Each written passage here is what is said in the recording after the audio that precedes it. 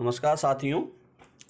रामधारी गुप्ता की फर्स्ट भाग dictation 33-34। Speed 90 शब्द प्रति मिनट। Ready, start. उपाध्यक्ष महोदय, वर्तमान वित्त अधिनियम सदन के सामने प्रस्तुत है। विराम। इस बिल पर मुझे बोलने के लिए आपने समय दिया, इसके लिए मैं आपका आभारी हूँ। विराम। इस बिल का एक विशेष महत्व इसलिए भी है कि यह संकट काल में पेश हुआ है। विराम। चीन ने हमारे देश पर हमला किया, देश पर संकट आया, राष्ट्र को चुनौती मिली और इस चुनौती को हम सब ने स्वीकार किया, जिसके लिए पैसे की आवश्यकता हुई। विराम। इसको वित्त मंत्री ने बड़ी कुशलता से देश के अंदर और देश के बाहर से जुटाया। विराम। इस बिल का महत्व इसलिए भी है कि हमारी पंचवर्षीय योजना के मध्य में ही यह बिल आया है। विराम। देश में बड़ी बड़ी योजनाएं अभी अधूरी हैं, जिनका पूरा होना देश के लिए बड़ा आवश्यक है। विराम। इसके लिए भी बहुत बड़ी धनराशि चाहिए। विराम। देश पर संकट आया और देश जागा। कोने कोने से लोगों ने पैसा और सोना दिया और अपने लड़के तक फौज में दिए। विराम। इस देश में किसानों और गरीबों का जो वर्ग है, उसने भी दिल खोलकर इसमें सहयोग दिया। विराम। उसके बाद जो उन पर अधिक बोझ कर के रूप में पड़ रहा है या अनिवार्य बचत योजना के रूप में पड़ रहा है, उसको भी वे खुशी खुशी सहन करने को तैयार हैं। परंतु वे सरकार से भी कुछ चाहते हैं।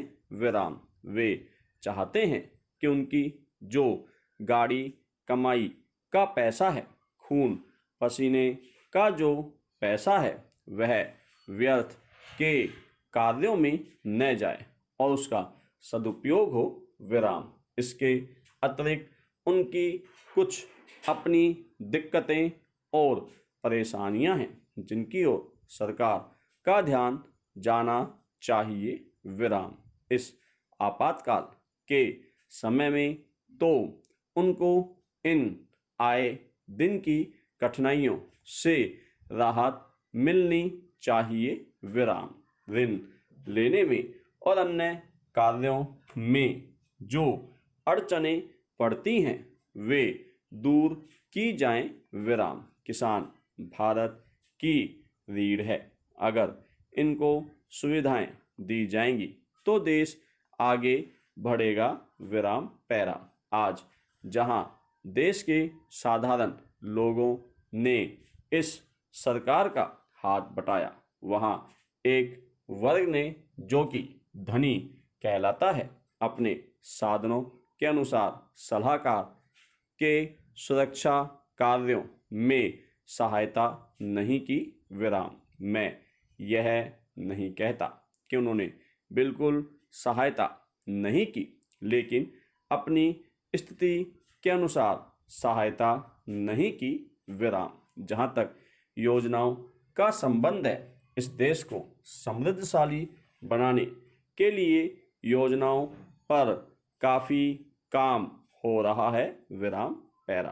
उपाध्यक्ष महोदय, इसमें कोई संदेह नहीं है, लेकिन कई स्थानों पर देखा गया है कि काफ़ी काम हो रहा है, जबकि कुछ को इतनी उपेक्षा की दृष्टि से देखा जाता है कि वहाँ काम न होने के कारण वे इलाके विकास की दृष्टि से पीछे रह जाते हैं। विराम। मैं उत्तर प्रदेश का उदाहरण आपके सामने रखना चाहता हूँ विराम। वहाँ पर चाहे उद्योग धंधों की योजना हो या किसी अन्य विकास के विषय में हो, दूसरे राज्यों की तुलना में वहाँ बहुत कम काम हो रहा है और वह पिछड़ता ही चला जा रहा है विराम पैरा।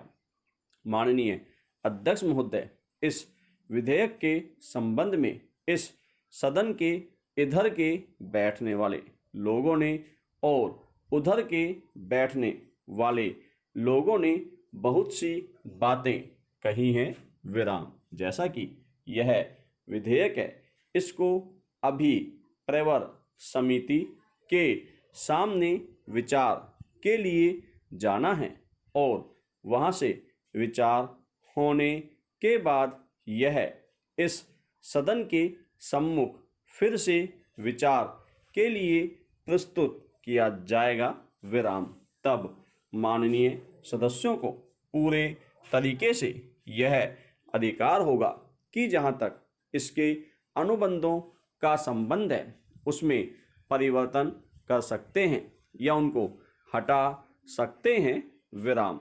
कल से जो बातें हो रही हैं वह सब नोट की गई हैं और मैंने बहुत सी बातों को सुना है विराम। प्रवर समिति में उन सब बातों पर विचार किया जाएगा विराम। बहुत से माननीय सदस्यों ने इस तरह की बातें कही हैं, वह बहुत आवश्यक मालूम हुई हैं और जैसा कि मैंने कहा है कि उन पर विचार किया जाएगा विराम। जहाँ तक सहकारिता का संबंध है, चाहे इधर के बैठने वाले माननीय सदस्य हों, चाहे उधर के बैठने वाले माननीय सदस्य हों, सबकी यह मांग है कि जब हम जनतंत्र में विश्वास करते हैं और अपने यहाँ प्रजातांत्रिक प्रणाली कायम कर ली है और जबकि देश में गरीबी है और उसका गलत लाभ भी उठाया जाता है, तब सहकारिता की बहुत आवश्यकता है विराम। इसको रोकने की आवश्यकता है, यह सभी लोगों की राय है विराम। जहाँ तक इस सहकारी विधेयक का संबंध है, बहुत से माननीय सदस्यों ने बहुत सी बातें इसके संबंध में कही है विराम। मैं सब बातों का विवरण में तो उत्तर नहीं दे सकता हूँ, लेकिन मैं थोड़े में खास बातों का उत्तर देने की कोशिश करूँगा विराम। जैसा मैंने अभी कहा, जब हमने अपने यहाँ जनतंत्र कायम किया है तो हमें अपने समाज के ढांचे को बदलना पड़ेगा विराम।